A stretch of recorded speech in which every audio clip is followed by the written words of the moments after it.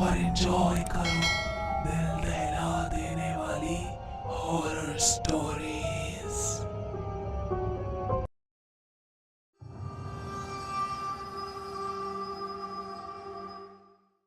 Girls hostel.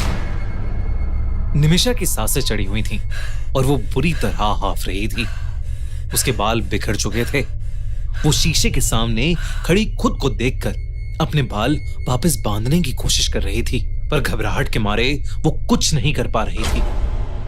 उस रात निमिषा ने पहली बार अपनी देर रात तक जगने की आदत का पछतावा किया।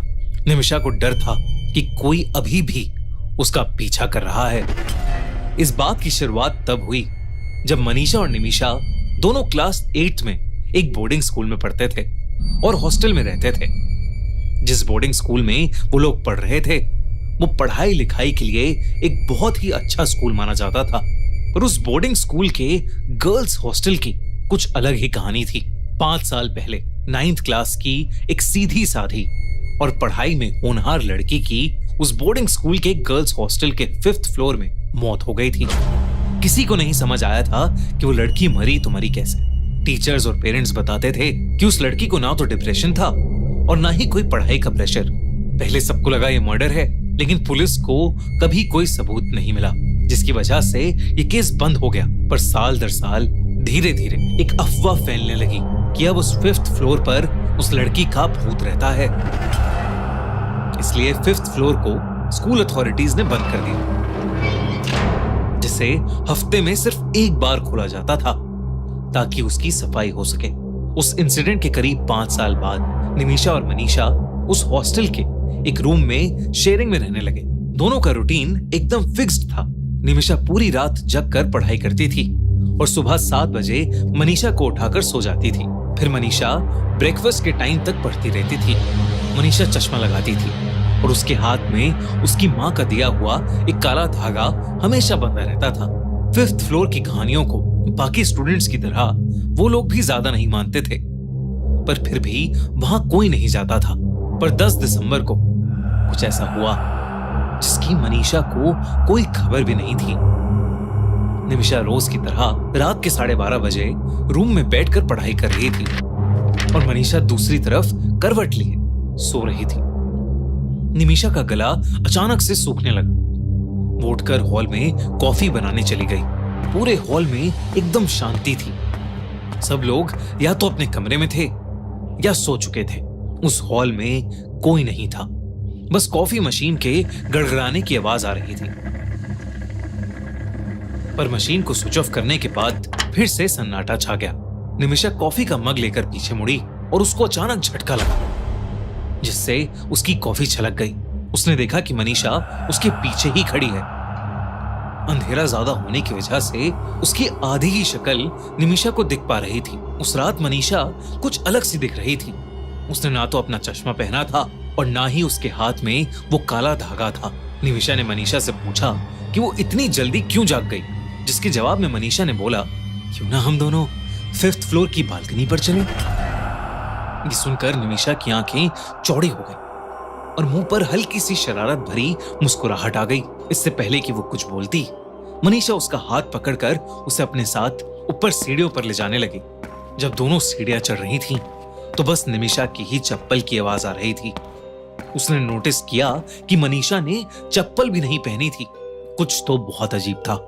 उस रात उस हॉस्टल के 5th फ्लोर का दरवाजा खुला हुआ था और वो दोनों 5th फ्लोर पर चले गए। वो पहले इधर उधर देखने लगे। फिर कुछ मिनट बाद दोनों ने खुद को एक रूम में पाया। ये उसी लड़की का रूम था जो 5 साल पहले मर चुकी थी और जिसके बारे में लोग कहते थे कि उसकी आत्मा 5th फ्लोर पर भटकती है।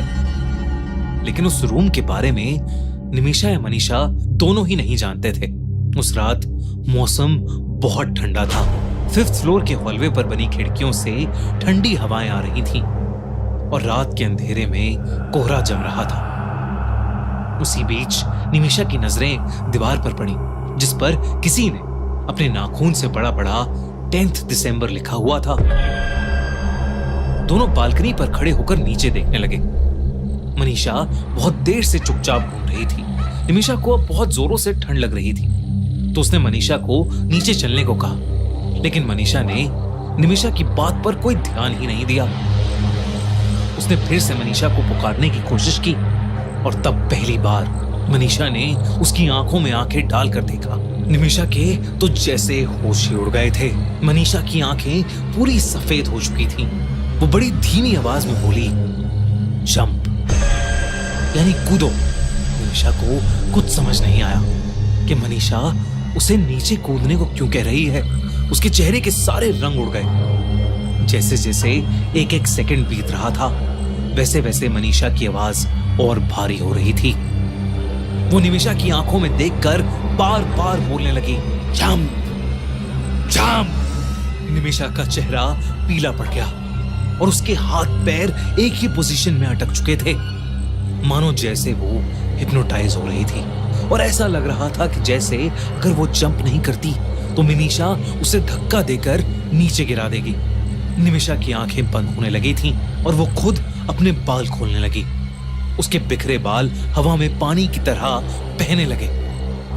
निमिषा धीरे धीरे मनीषा के वश में आने लगी थी, लेकिन तभी अचानक नीचे वाले फ्लोर पर कुछ धम से आवाज हुई और निमिषा होश में आई। उसने किसी तरह हिम्मत जुटाई और मनीषा को पीछे धक्का देकर नीचे भागी।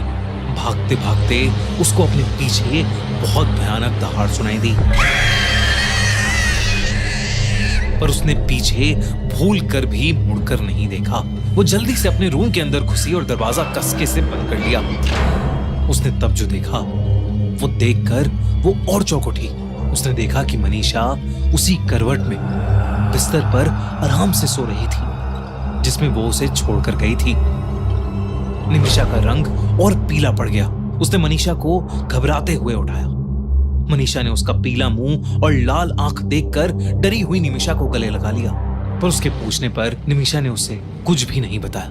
वो कुछ बताने की हालत में थी ही नहीं।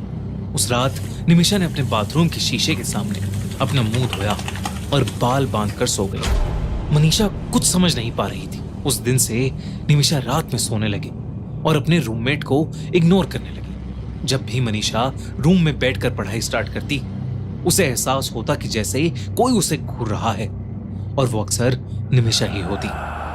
परेशान होकर मनीषा ने उससे दोबारा पूछ लिया कि उस रात क्या हुआ था।